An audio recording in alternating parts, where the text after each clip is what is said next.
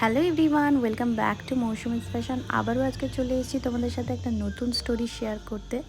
তো সবাই প্লিজ ভিডিওটা লাস্ট পর্যন্ত দেখো। আর আজকে ছিল নভেম্বরের 19 তারিখ। আজকে কিন্তু আমার কোনো ব্রাইডাল ডেট ছিল না, আজকে কিন্তু একটা অন্য রকমের কাজ ছিল। আর সেটা হচ্ছে একটা ছোট্ট বেবির অন্নপ্রাশন ছিল, এবং তারই অনুষ্ঠানের জন্য তার বাড়ির লোক রেডি হবে বলে কিন্তু আজকে আমায় বুক করেছিল। তো পরপর তিনজন ছিলেন, তিনজনকে আমি পার্টি মেকআপ লুক দিই। তো ফার্স্টে দেখতেই পাচ্ছ তোমরা, একটা টিনেজ গার্লকে আমি মেকআপের জন্য রেডি করছি। তো এখানে ওর স্কিন টোনটা ছিল ডাস্কি। বেশ কিছুদিন ধরে কাজ করতে গিয়ে আমি নিজেই খেয়াল করলাম এখন মানুষের মধ্যে চয়েসটা একটু পাল্টেছে। আগে আমরা কোথাও গেলে সবাই বলতো আমাকে এমনভাবে মেকআপ করে দিও যেন আমারকে অনেকটা বেশি ফর্সা লাগে, আমাকে দেখতে অনেক সুন্দর লাগে। কিন্তু এখনকার মানুষের মধ্যে গেলে আমি এটুকু অন্তত শুনতে পাই যে না দিদি, আমি যেমন আমাকে তেমনই রেখো, যেন মেকআপ করার পরে আমাকে চেনা যায়। এবং আমাকে কিন্তু এমন কোনো মেকআপ দিও না যাতে আমাকে সাদা ভূতের মতো লাগে, যাতে আমার স্কিন টোন ম্যাচ না করে। তো এগুলো দেখলে ভালোই লাগে। তো আস্তে আস্তে মানুষের মধ্যে সমস্ত ধ্যান ধারণা এবং স্টাইলিংয়ের পরিবর্তন ঘটছে, আর আমাদেরও কিন্তু দিনের শেষে গিয়ে কাজ করতে অনেক সুবিধা হয়। আর আমার কিন্তু প্রায় হয়েই এসছে। তো দেখো, প্রায় রেডি করে ফেললাম ওকে। একদম একটা সিম্পল লুক দিয়েছিলাম যেহেতু ঘরোয়া অনুষ্ঠান। আর তোমরাও অবশ্যই জানিও ওকে কেমন লাগছে। এমনি সুন্দর না।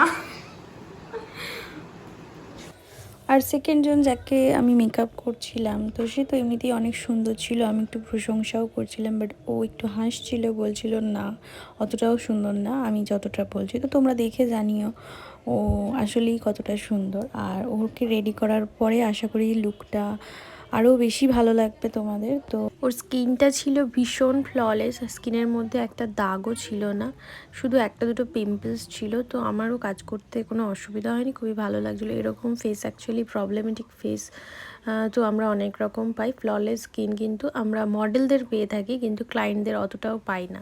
তো সেই জন্য এরকম স্কিন হলে তো কাজ করতে ভালোই লাগে। তবে অবশ্য ও একটানা মেকআপটা করতে পারেনি, যেহেতু ছোটো বেবি রয়েছে, তো ওকেও খেয়াল রাখতে হচ্ছিলো বেবিটার। তো মাঝে মাঝে একটু উঠে যাচ্ছিলো, তাও তার মধ্যেই আমি আমার কাজ করছিলাম। তো চেয়েছিল খুব সিম্পল একটা সার্টেল লুক।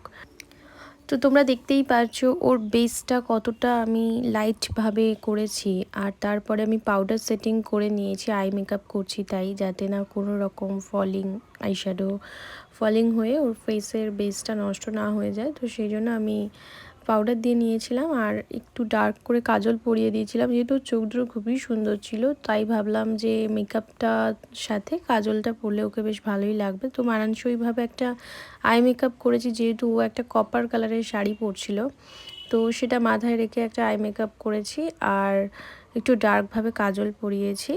তো এইভাবেই আস্তে আস্তে আমি ওর লুকটা কমপ্লিট করলাম। আর তোমরা দেখে জানিও লুকটা কেমন লাগছে। এখন ফাইনাল টাচ দিচ্ছি, হাইলাইটার ইউজ করছি আমি অফরার হাইলাইটার, খুবই সামান্য পরিমাণ দিয়ে দিচ্ছি। তো আমার পুরোই ওকে রেডি করানো হয়ে গেছে, এখন হেয়ার ডুটা করে নিলাম। তোমরা দেখে বলো যে সিম্পল এই হেয়ার ডুটা কেমন লাগছে ওর লুকের সাথে। আর ও পরে নিচ্ছিল এর সাথে মানানসই ওর পছন্দের কিছু জুয়েলারি, তো সেগুলো একটু সেটিং করে দিচ্ছিলাম। তো সব মিলিয়ে ওভারঅল আমার তো খুবই ভালোই লেগেছে ওকে সাজাতে। আর এবারে তোমরা যারা দেখছো তারা জানিও ওর লুকটা কেমন কি হলো।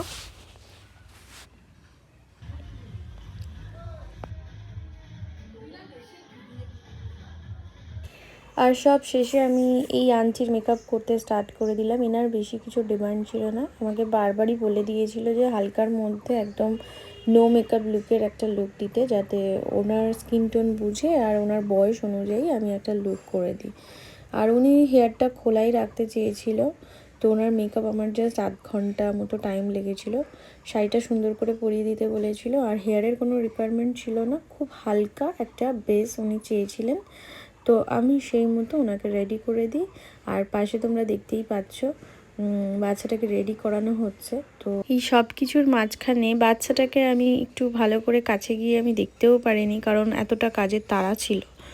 তো আমি লাস্টে চেষ্টা করেছিলাম ওর একটা ছোট্ট ক্লিপস নিতে, তো অবশ্যই তোমাদের সাথে শেয়ার করব সেটা।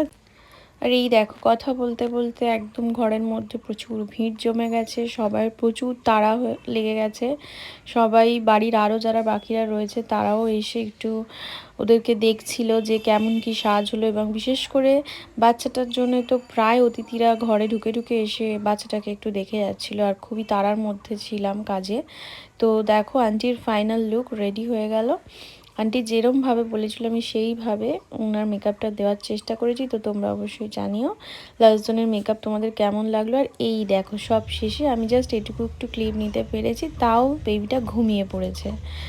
আর আমাদের কাজ শেষ, আমরা এবার বাড়ি যাচ্ছি। আর বাড়ি যাওয়ার সময় দেখো পুরো রাত সন্ধে হয়ে গেছে, সন্ধে নেমে গেছে। এখানে অনেক রকম অ্যারেঞ্জমেন্ট হয়েছিল, আর বারবার করে আমাদেরকে ওখানে একটু খাওয়া দাওয়া করে যেতে বলেছিল, বাট আমাদের বাড়ি যাওয়ার তাড়া ছিল তাই আমরা সেটা করতে পারিনি।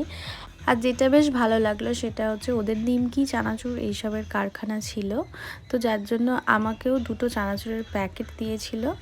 তো সেটা পেতে আমি খুবই খুশি। আর দেখো আমি এই পোজ দিয়ে দিলাম চানাচুরের প্যাকেটগুলো হাতে নিয়ে। আর ভিডিওটা কেমন লাগলো অবশ্যই জানিও কমেন্টের মাধ্যমে।